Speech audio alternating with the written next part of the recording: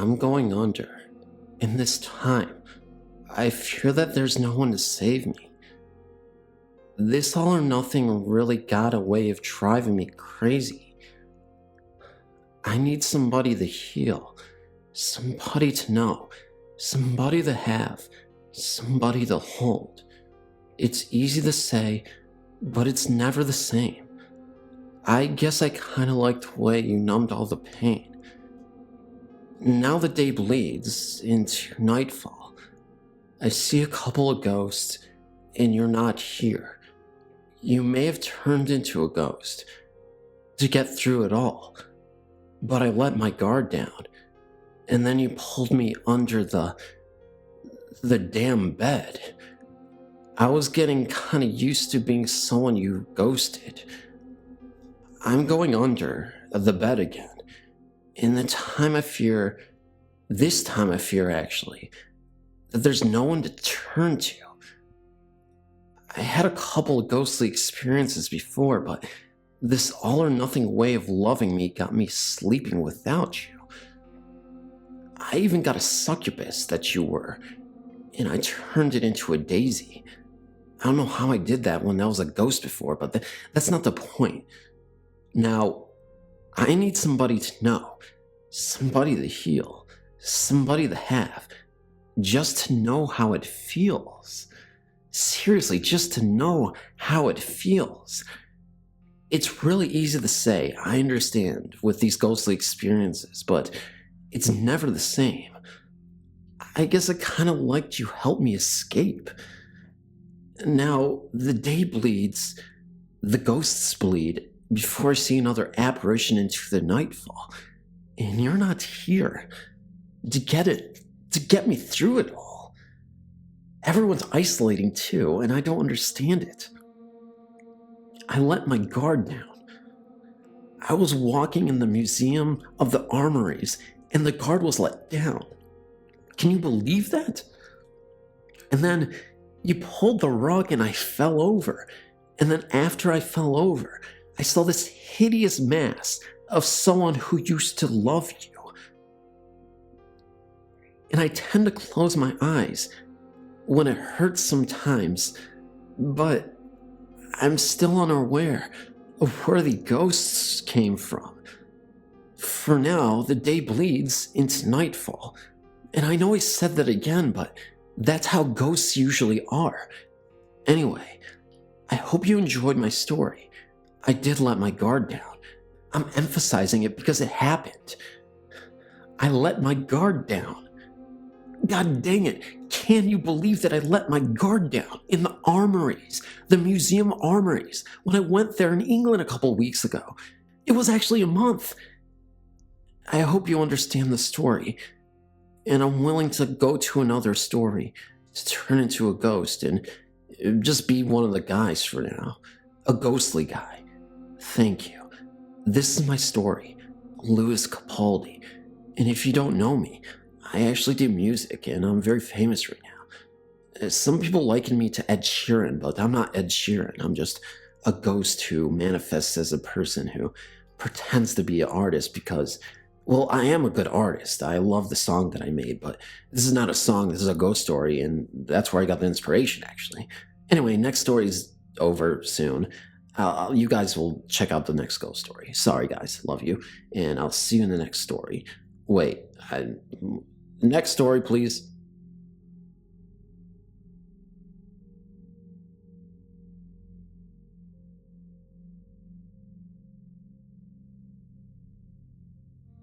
Hey, guys. This is a story that I'm actually quite fond of telling. It's a story that many of you may have not even heard before. And it actually captures the accounts of ghost stories I had in the past. My name is Michael Jackson, and there's a ghost down in the hall. There's a ghoul upon the bed. There's something in the walls.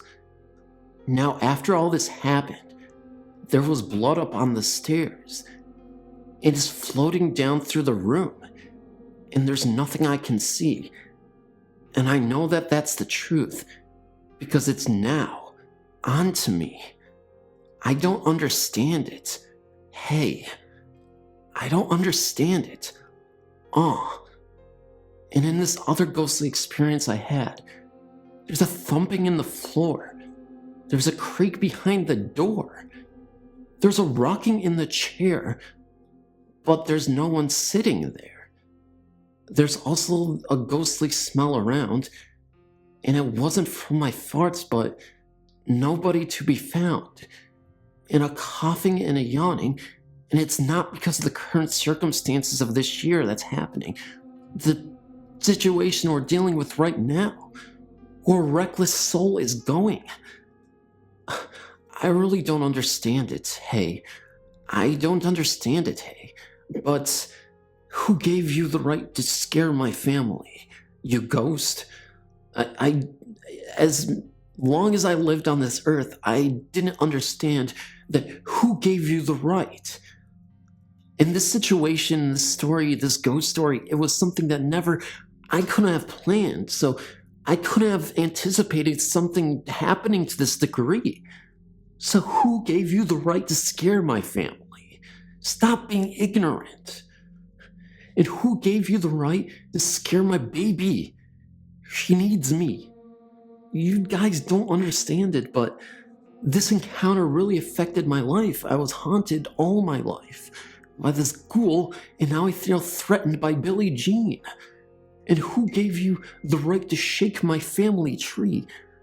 I already have three people who are affected by the hauntings, and this situation right now has been kind of dreary. I don't know. It's like they put a knife in my back, and please, guys, this situation has not ended, and I need some help. Is this a ghost that's been manifesting to haunt me my entire life? Or is this something that is just a fluke? You let me know. I feel threatened. I feel thrillered. I feel black or white. I'm feeling all these emotions, and I just pray that when I eat some food, that maybe the ghost will help me eradicate all this worry from my soul. Please, I'm moonwalking into oblivion.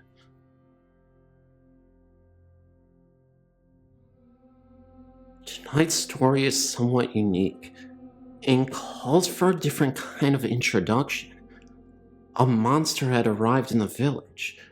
The major ingredient of any recipe for fear is the unknown, and this person or thing is soon to be met. He knows every thought. He can feel every emotion. Oh yes, I did forget something, didn't I? I forgot to introduce you to the monster. You're fearing me, 'cause you know I'm a beast of a ghost.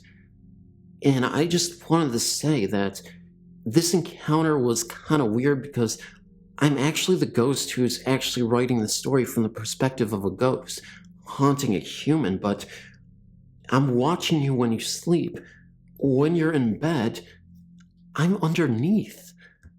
You're trapped in the halls, and my face is like the walls.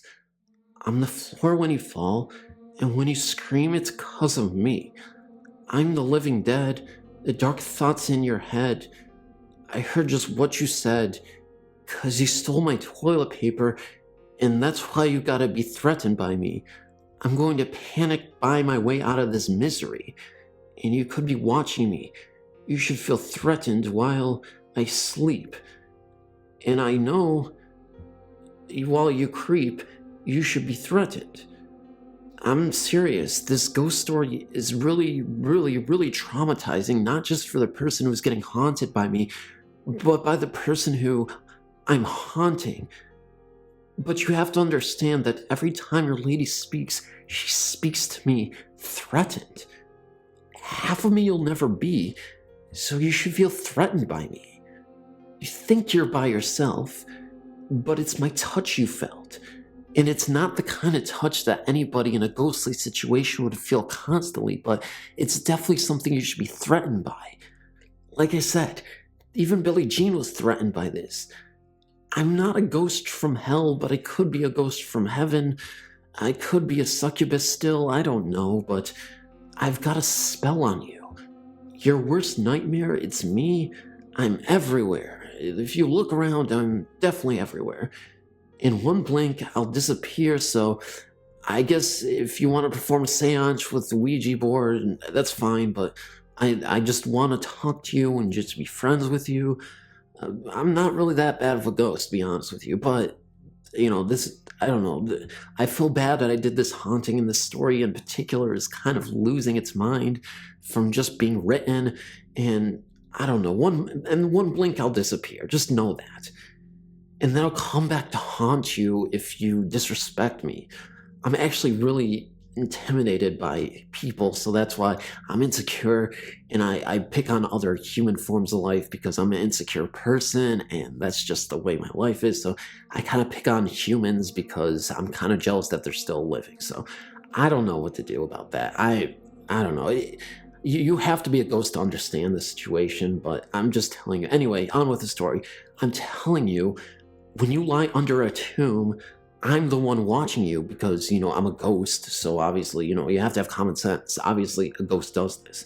So that's why he gotta be threatened by me. No. You should be watching me, not on YouTube. I'm a ghost, so I don't need YouTube. But you should be threatened while you sleep, and while you creep, you should be threatened. I told you this before, but when your lady speaks, she speaks to me, threatened. Half of me you'll never be, because you should feel threatened by me, and other reasons why I can't explain that being a ghost does to your soul. Now, I really gotta actually tell you something, a really important part of this encounter. The unknown monster is about to embark from a far corner out of the dark, so a nightmare, that's the case, and Never Neverland, that's the place. This particular monster and ghost like me can read minds, even though I'm kind of an insecure ghost and need to bully other people, be in two places at the same time. So this judgment night is execution, it's slaughter. The devil, ghost, the monster is torture. So basically I'm just talking about myself. I was working in the lab late one night when my eyes beheld an eerie sight. For the monster from a slab began to rise, and suddenly, to my surprise, he did the mash. He did the monster mash. It was a graveyard smash. He did the mash. It caught on in a flash. He did the mash. He did the monster mash. From my laboratory in the castle east, Wa'oo, to the monster bedroom where the vampires feast. Wa'oo, wa'oo, the ghouls all came from their humble abodes. Wa'oo, to get a jolt from my electrodes of ghostly knowledge. They did the monster mash. Jake Paul and Logan Paul, from people like Markiplier to Jenna Marbles. They did the monster mash. The biggest graveyard of smashing ever did confide in this one place. Now, before I begin this monster mash story, I wanted to emphasize how important the mash was between these individuals. Markiplier and PewDiePie were dancing delectably in the sky together, while the other man, Markiplier II, actually lost his limb to a haunted ghost who was following him. The zombies were having so much fun, but it didn't even faze Jenna Marbles because she was looking at everybody, and then Graveyard Ghoul caught on like a flash. She got a jolt from her electrodes also. I don't know what she saw in those woods when she was in the graveyard, when she was becoming a graveyard woman, but somehow between the moment that she graduated from graveyard girl to graveyard woman, the evolution of ghosts actually succumbed to something very serious. They haunted her, and the ghosts just came and they went in a flash, just like that. That was the graveyard smash. They went back to the laboratory. Graveyard Ghoul said to Graveyard Smool that the laboratory in which we feast is the best laboratory of all time. And that's when the story ended up not making sense at all. Thank you. My name is Graveyard Girl, and I approve this message.